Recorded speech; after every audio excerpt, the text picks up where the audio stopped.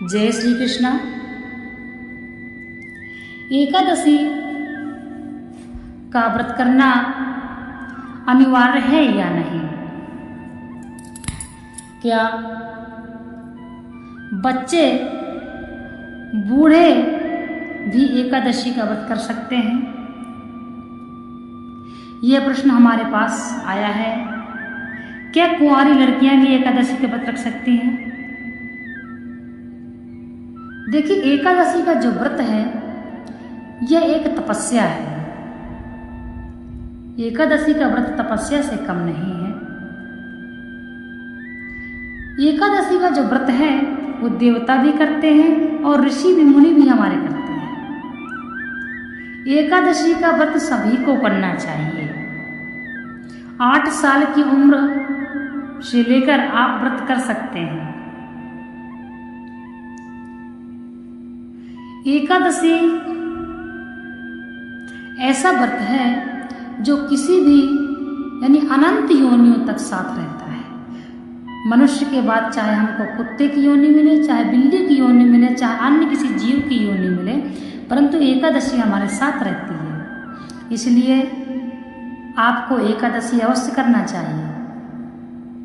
यदि कोई वृद्ध है वो एकादशी का व्रत नहीं कर सकते हैं तो बस इतनी सी उनकी व्यवस्था कर दीजिए कि अन्न न खाएं।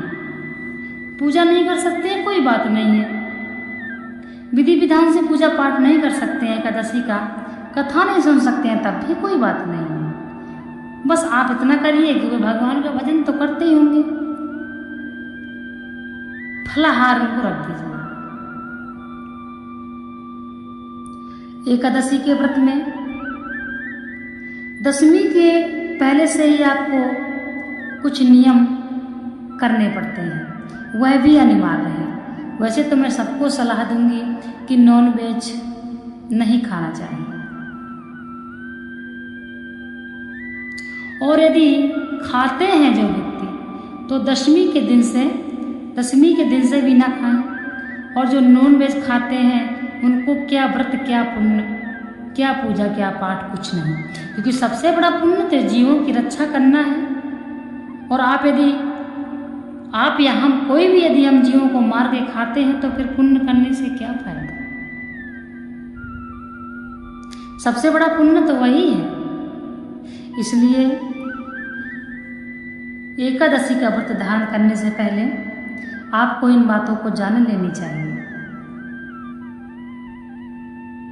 एकादशी के व्रत के दिन चावल नहीं खाते हैं और दशमी के दिन से ही चावल खाना बंद कर देना चाहिए। मसूर की दाल, लहसुन, प्याज, ये तामसिक वस्तुओं का त्याग कर देना चाहिए। एकादशी एक ऐसा व्रत है जो हमको अनंत योनियों तक नहीं छोड़ता। ये रिश्ते नाते तो यहीं तक के लिए है। आगे का जो सफर है वह हमको अकेले ही तय करना है। इसलिए ऐसे कर्म रखिए कि जो आगे का रास्ता है वह भी हमारा अकेला ना हो, भगवान हमारे साथ रहें। तो एकादशी इसलिए की जाती है। जिस दिन आपका व्रत हो आप फल खा सकते हैं, जल पी सकते हैं।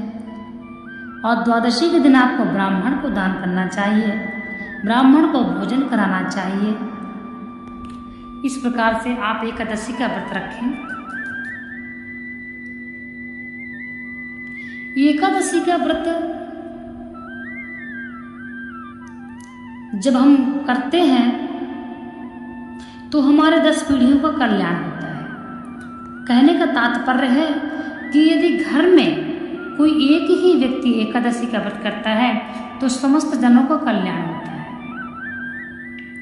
इसलिए जैसे बहुत से परिवार हैं जो अभी भी सम्मिलित रहते हैं एक साथ।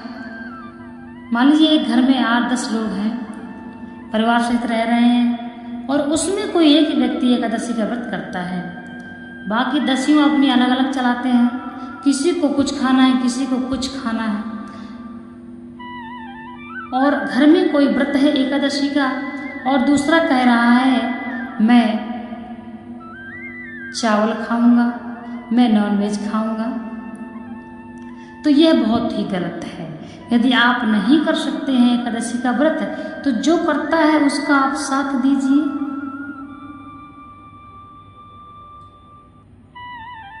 क्योंकि इसमें तो दिया हुआ है कि 10 पीढ़ियों का भी तर जाती हैं।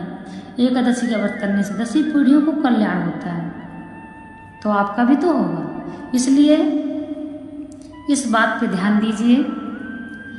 यदि घर में कोई एक ही व्यक्ति भक्ति करता है तो उसका विरोध मत कीजिए, क्योंकि श्रीमद् भागवत गीता में बताया गया है, जब आपको भगवान से प्रेम होता है और जब आपका मन भक्ति में जाने लगता है, तो यह मत सोचिए कि हम भगवान को ढूंढ रहे हैं, परंतु असली बात तो यह है कि भगवान ने आपको ढूंढना खोजना प्रारंभ कर दिया है। इसलिए जो व्यक्ति भक्ति करता है, तो यह मत सोचिए कि यह भक्ति कर रहा है, परंतु यह जानिए कि भगवान इससे भक्ति करा रहे हैं, भगवान इससे प्रसन्न हैं। इसलिए जी ऐसे व्यक्ति को आप कष्ट पहुंचा रहे हैं, तो समझिए आप साक्षात नारायण को कष्ट दे रहे हैं। तो ऐसे पापों से बचना चाहिए।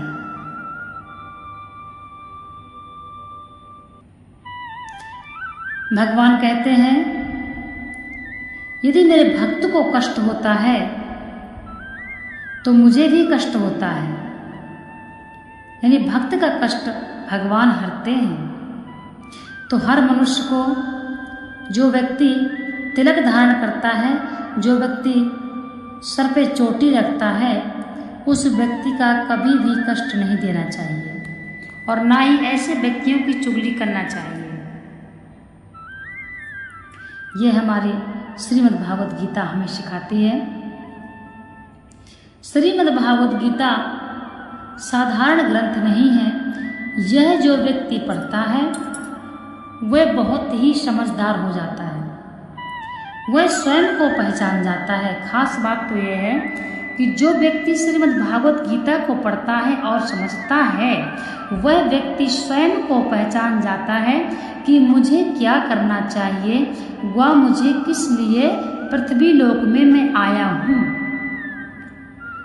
जब बच्चा गर्भ में रहता है तो बड़े कष्ट से रहता है, दोनों हाथ जोड़ के भगवान से प्रार्थना करता है, भगवान मुझे इस नरक से बाहर निकालिए, मैं आपका भजन करूँगा, कीर्तन करूँगा, आपका जप करूँगा और मैं यही प्रार्थना करूँगा, प्रभु मुझे ऐसे नरक में दोबारा ना आना पड़े। तब भगवान उसको निवारण करते हैं। परंतु जब व्यक्ति का जन्म हो जाता है, बच्चा पृथ्वी लोक में आता है, तो कहाँ करता है, मैं कहाँ आ गया और वह सब कुछ भूल जाता है। जो वह भगवान से गर्भ में रह के वादे करके आया था, वो सब भूल जाता है। वो समझता है, जानता है, जब बड़ा होता है तो वो फिर पढ़ता है, लिखता है, सुनता है, दूसरों से सुनता है, भागवत सुनता है, समझता है कि मुझे ऐसा करना चाहिए, लेकिन वह फिर भी नहीं करता। फिर वह अपनी मनमानी करने लग जाता है। इसलिए जो हमने भगवान से वादा किया है, अब वह हम जान चुके हैं और वह हमको करना चाहिए। जय श्री कृष्ण।